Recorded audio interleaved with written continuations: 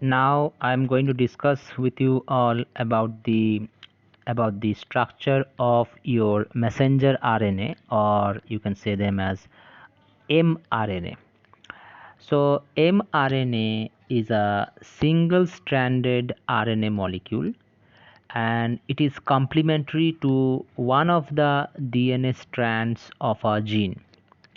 Okay, so normally it is a single strand. Generally all the RNAs are single strand, and this mRNA is specifically made from DNA, one of the strands of DNA, and it actually leaves the cell it actually leaves from the cell nucleus, moves towards the cell cytoplasm for the translation process to begin to make proteins, where protein will be made. Now during protein synthesis there is an organelle called cellular organelle known as ribosome. That ribosome moves along the mRNA. It reads the base sequence of mRNA and uses the genetic code to translate each three base triplet or codon into its corresponding amino acid. So generally what does it means that ribosomes, normally it is the main site where the protein synthesis will occur. The ribosome first identify the mRNA, the large ribosomal subunit and the small ribosomal subunit. Both in case of prokaryotes and eukaryotes, they identify a proper sequence where it will interact with that mRNA using complementary base pairing. Obviously, as we know that ribosomes are also made up of rRNA or ribosomal RNA and proteins. Okay, so they interact with the mRNA at particular site, and then they, after binding with other helper proteins known as auxiliary proteins, or you can also say the initiation factors, translation initiation factors, to bind perfectly in that mRNA, and then it will use the genetic code which is present in the mRNA. Okay, and then it will try to translate each of the three base triplet or codon into its corresponding amino acid. What does it mean? Codon, as I have said you with an early classes, that codon is a sequence of 3 DNA or RNA nucleotide. Okay, so it is made up of 3 DNA or RNA nucleotides that will correspond with a specific amino acid. Okay, now it also encodes a stop codon. Also it also encodes a stop codon where it will by identifying the protein synthesis will be stopped at that site. Now the codons that are found in the mRNA, I will show you the diagram afterwards. These codons do not overlap each other. They are right next to each other, they are adjacent to each other, and the codons that are found in the mRNA begins with a start codon.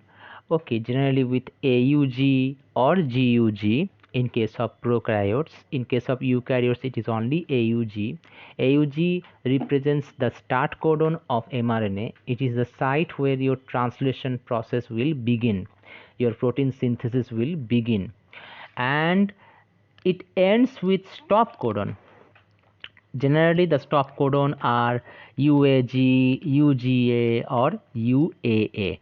So these are the three stop codons which are generally found in prokaryotes or in eukaryotes also.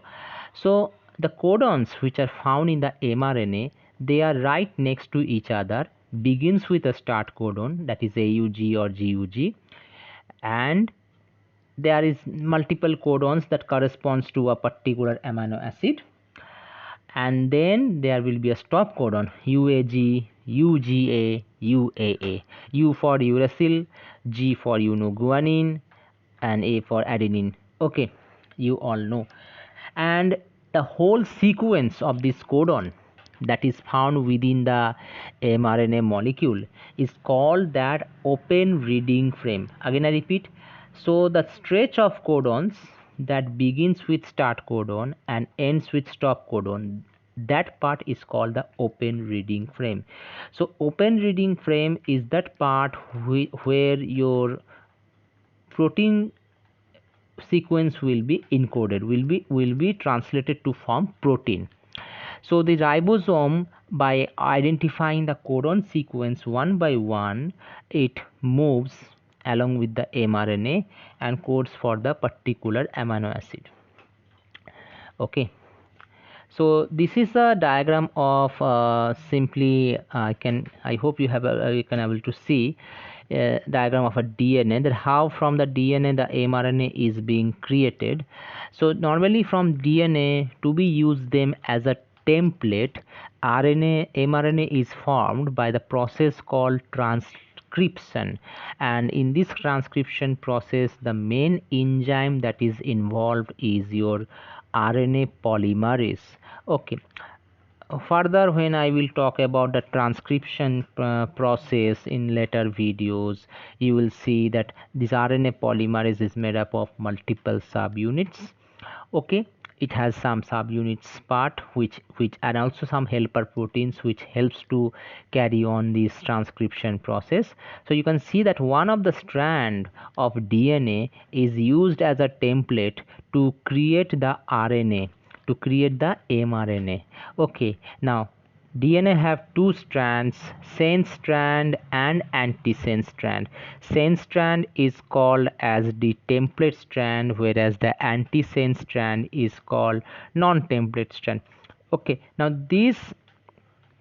the help of this antisense strand, the mRNA is being created with the help of RNA polymerase, and there you can see the mRNA, which is an RNA version of the gene. It will leaves from the cell after it has been properly created, although we know there are also some other process as well in for the mRNA to be translated. Before mRNA to be translated in the cytoplasm, it has to be processed. It is also called as post transcriptional modification. Like for example, at the 5' end there will be a cap formation done by 3 enzymes of the mRNA, and then at the 3' end there will be a multiple adenine residues attached, known as the polyadenylation, and within the mRNA there are introns and exons. You will see in this video what are introns. Introns are those sections or those regions of the mRNA that will not code for any protein. They are the junk part, so they has to be removed out, and the exons are the essential part of the mRNA. That's why the mRNA, after processing, it becomes smaller. Okay, and then after this post transcriptional modification, that is capping at the 5' end, then splicing process, then polyadenylation at the 3' end, then the mRNA are destined to move towards the cytoplasm, where they will be interacting with the ribosomes, with the other helper proteins for the translation process to begin. Okay. So this mRNA, also called as messenger RNA, and as I have said that this mRNA is one of the type of RNA which are found in the cell, and this particular one, like most RNA, are made in the nucleus. So RNA are generally made inside the nucleus by the process called transcription, and then they are exported out to the cytoplasm, where translation process will begin. And you know very well what translation process do. It is the process where we will use the mRNA as a template for making protein.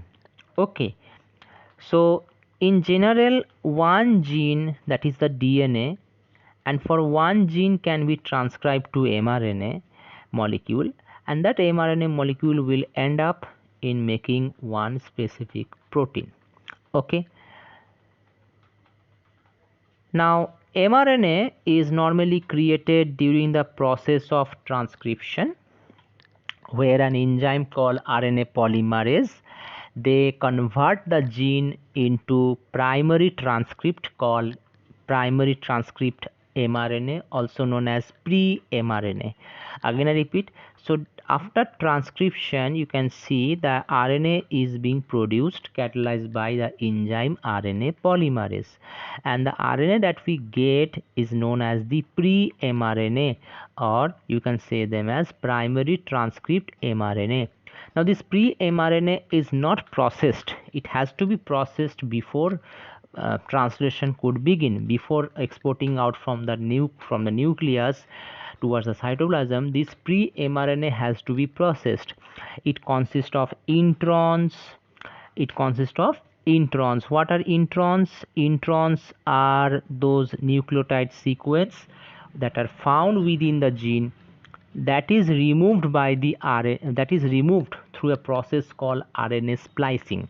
Okay, during maturation of the final RNA product. And so this pre-mRNA consists of introns, which are those regions of mRNA which will not code for any protein.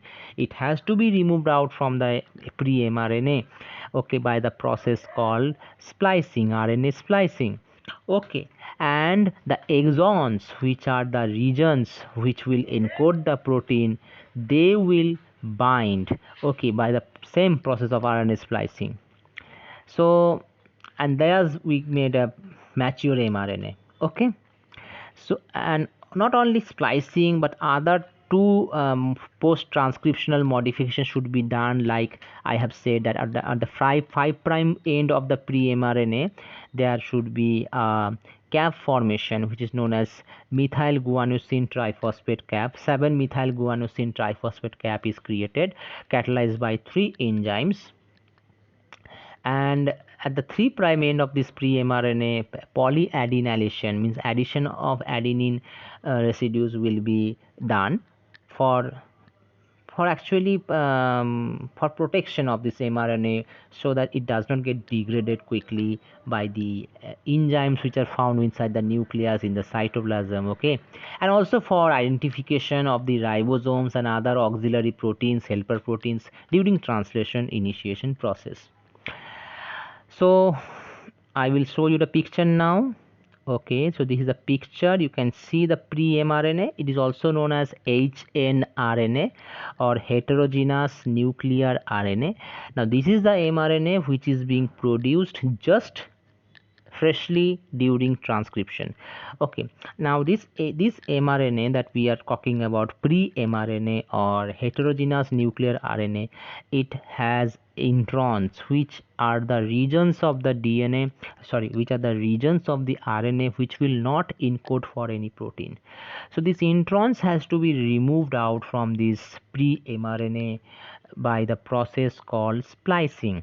So splicing process is being carried out and is done by some multiple protein complex called spliceosome complex, which are also known as snRNP, short nuclear RNA binding protein. Actually they are said in this way.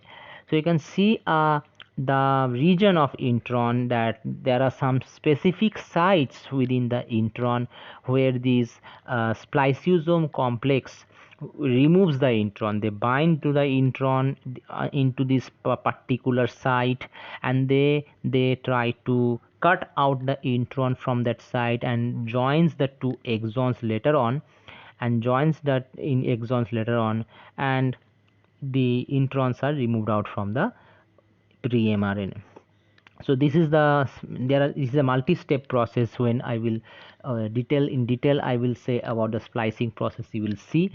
So this is one of the processing where your heterogeneous nuclear RNA is being processed to form the mature mRNA.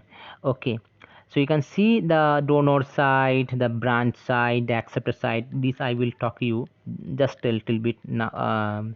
Now I will now try to discuss this donor site, acceptor site little bit in detail, not great in detail, because we are not doing splicing process now. We are just talking about how the mRNA looks like. Okay, so it has to be removed out, and then we get a mature mRNA. Okay,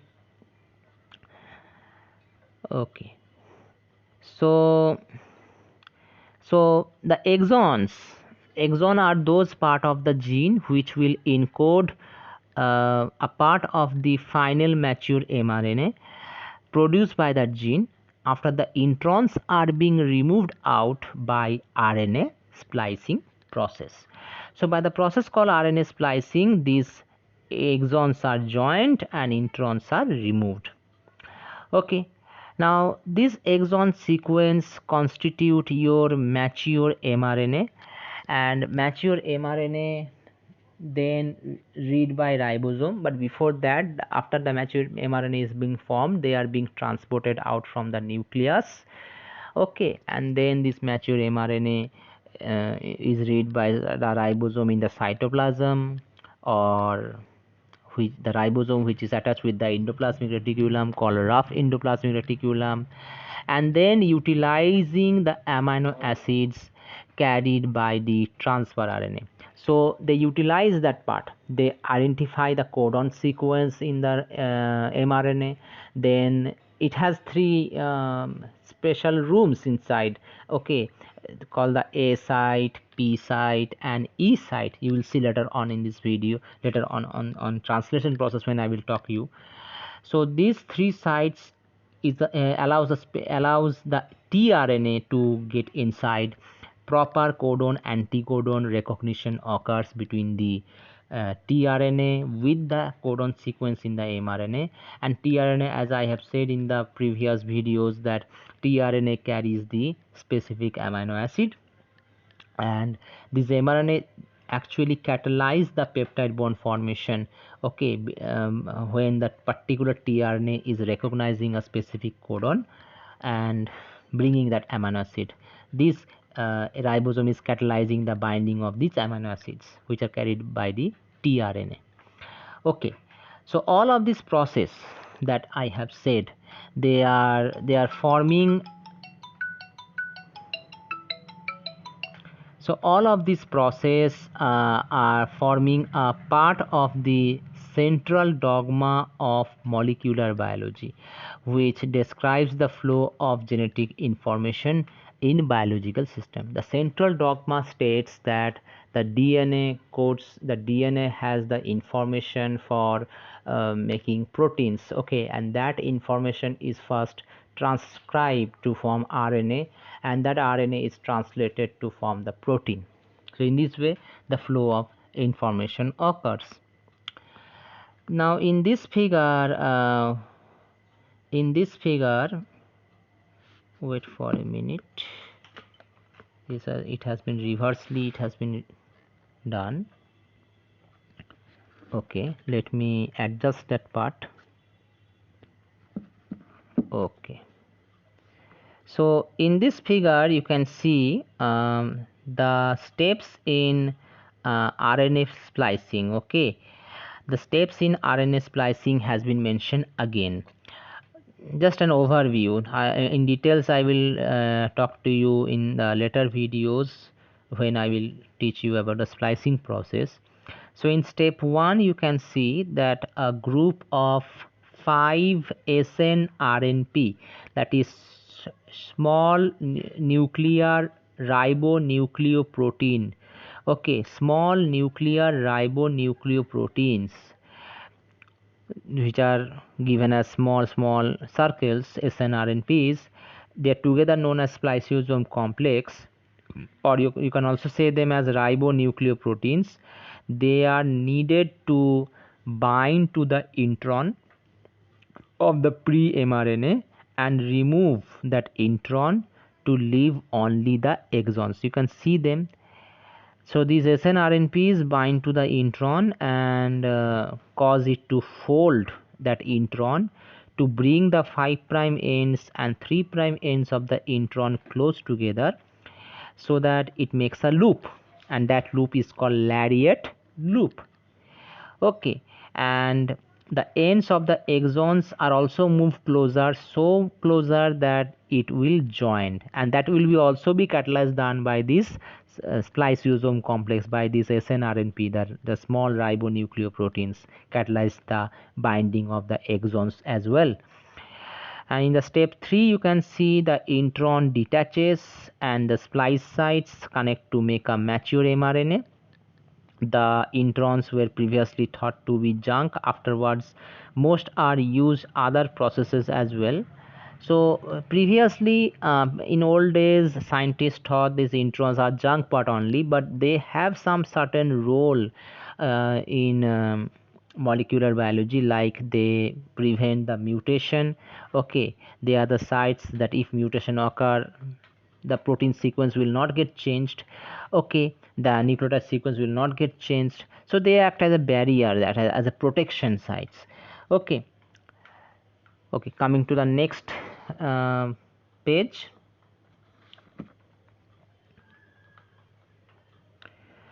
So in details now, little bit I am trying to talk you about the introns, as we are going for the mRNA structure. Now within the introns there is a donor site. Okay, as I have previously show you the diagram. Okay, I will again show you the diagram, that there is a donor site called which is found at the 5 prime end of the intron. So you can see, okay, again I have to move this image.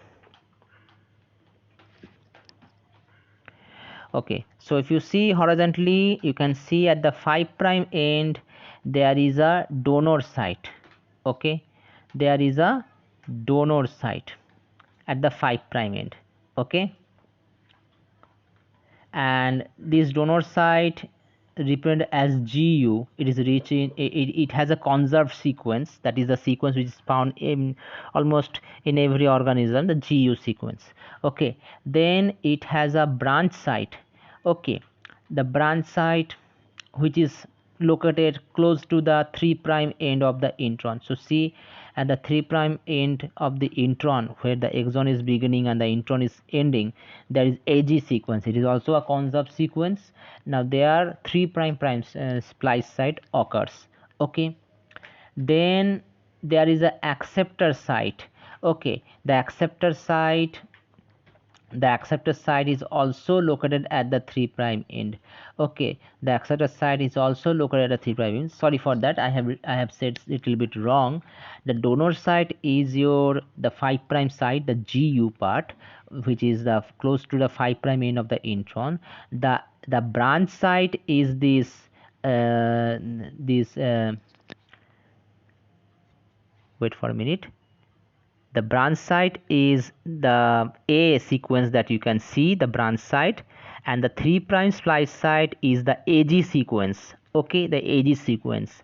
There is also a polypyrimidine tract which is located close to the 3 prime splice site, given by in the symbol as PY. Okay, this is the polypyrimidine tract.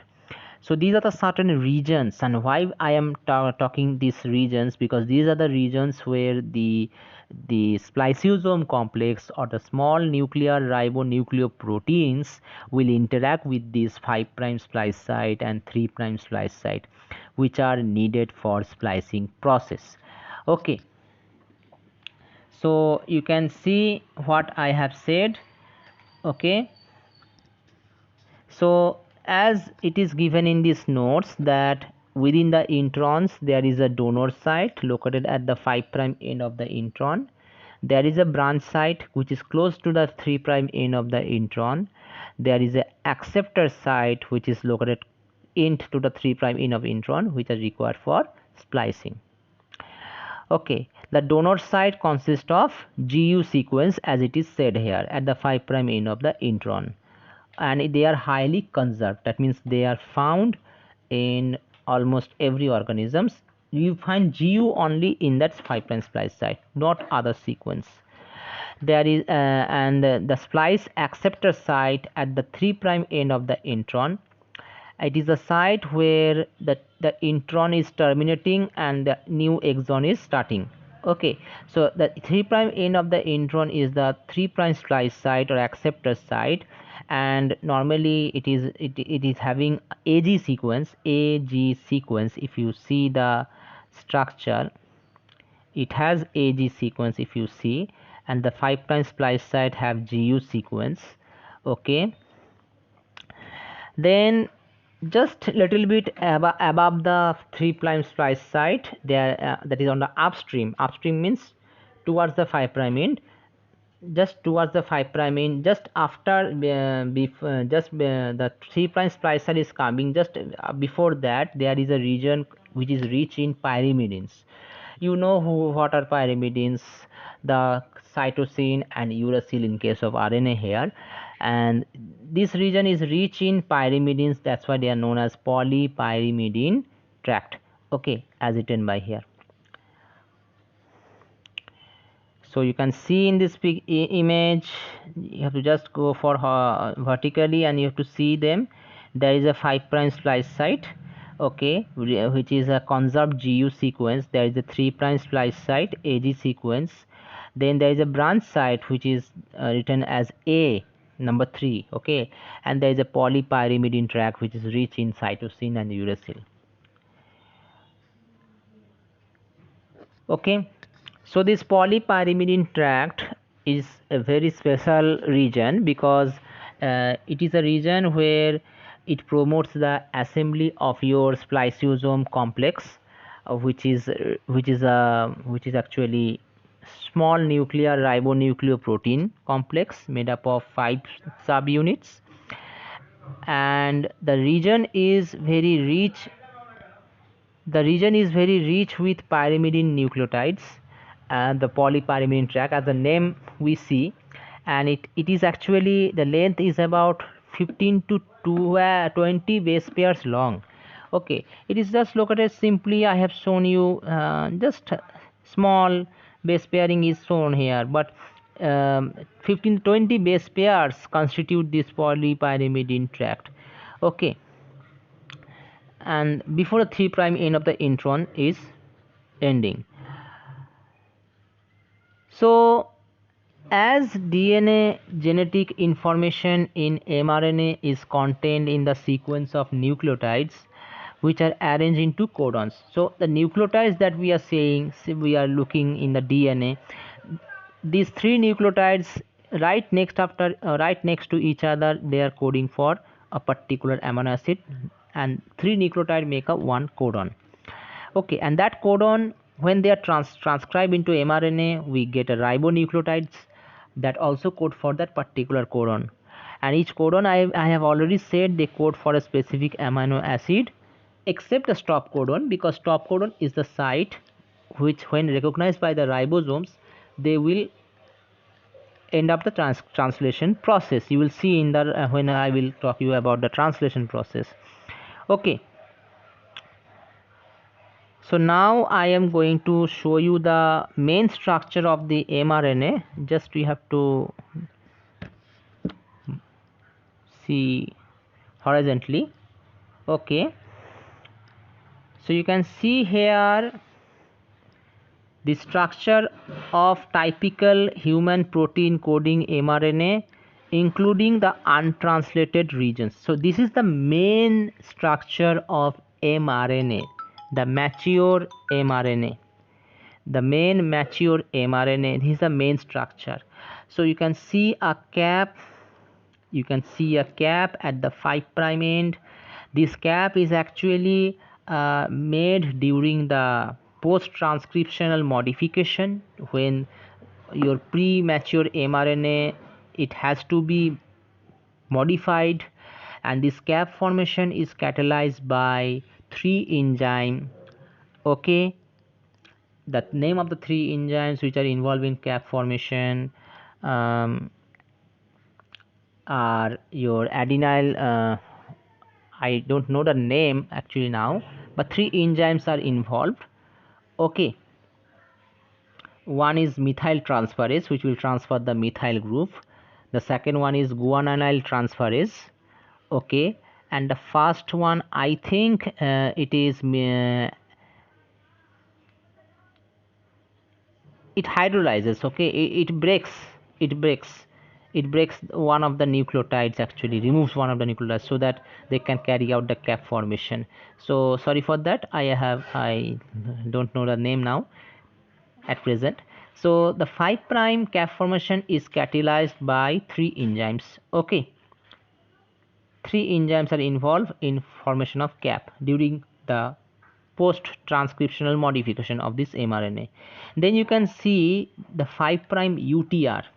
Now this mRNA that you are seeing, this mRNA is free from introns. All the introns has been removed out. Okay, so you can see the 5 prime UTR. 5 prime UTR means untranslated region.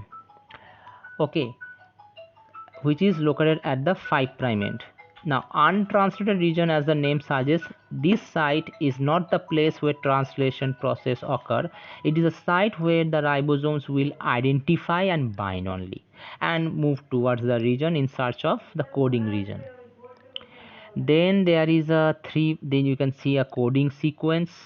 There is a coding sequence. This coding sequence is the main sequence which contains the series of codons. You can see a start and stop written on the end of this coding sequence.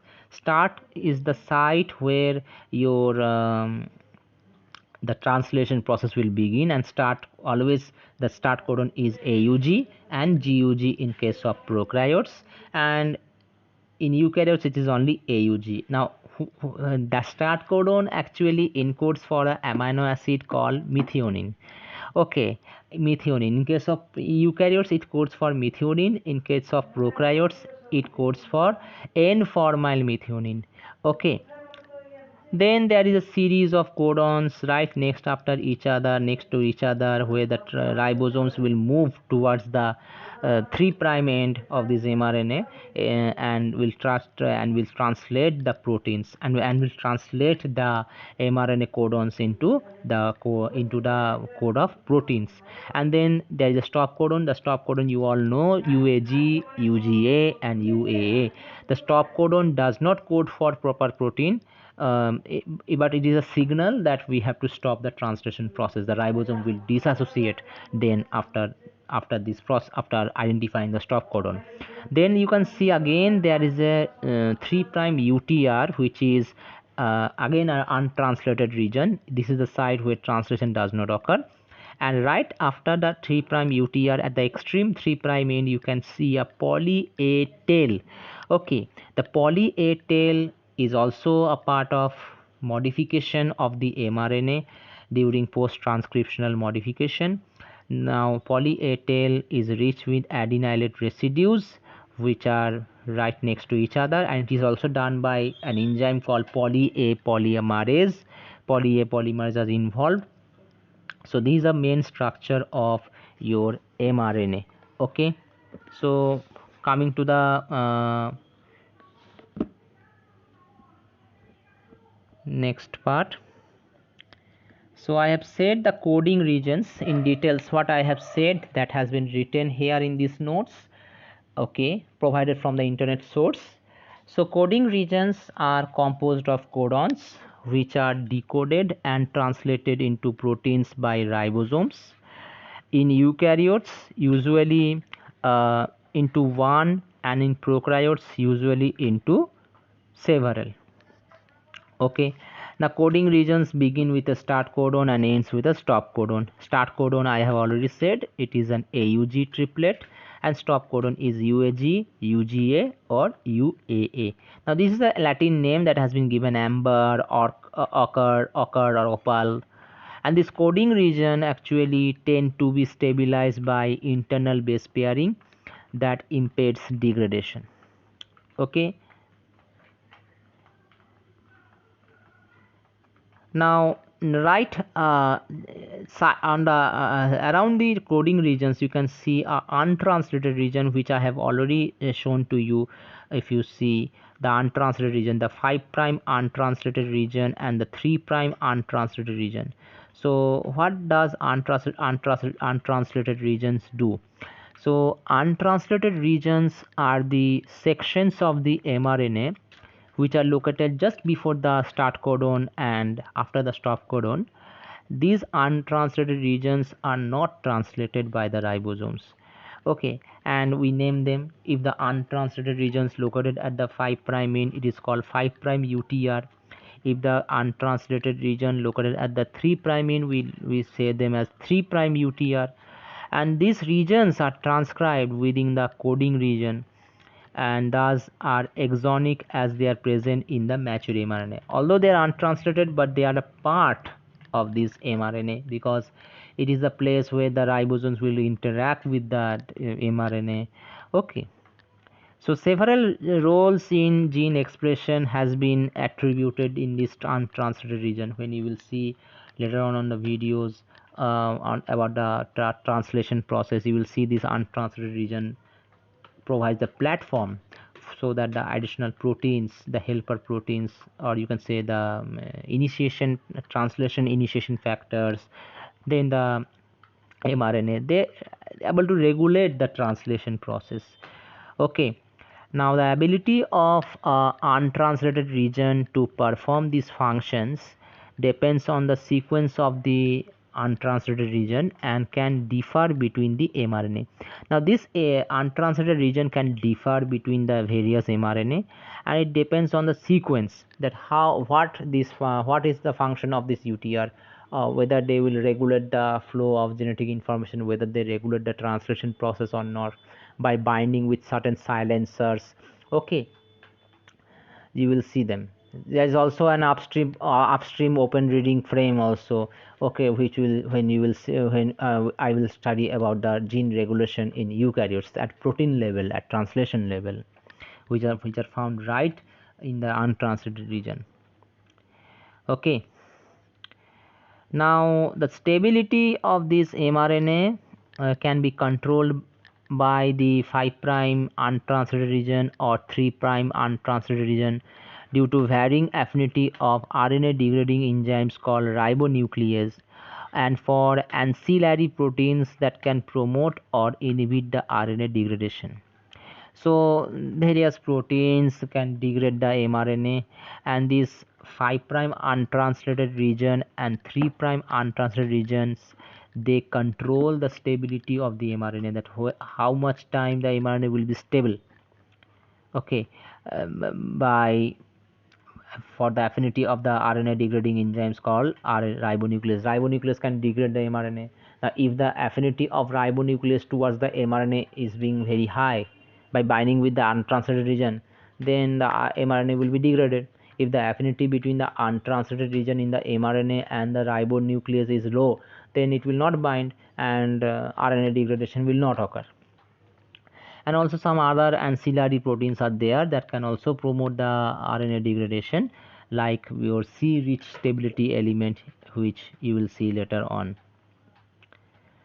Okay, so this is now I have also said about the poly A tail, which are rich in adenine residues, and it is run by poly A polymerase. Okay, so up to this much I have said my lecture. I hope you have understood this part. Okay, if you have not understood, kindly reply in the WhatsApp group. Okay.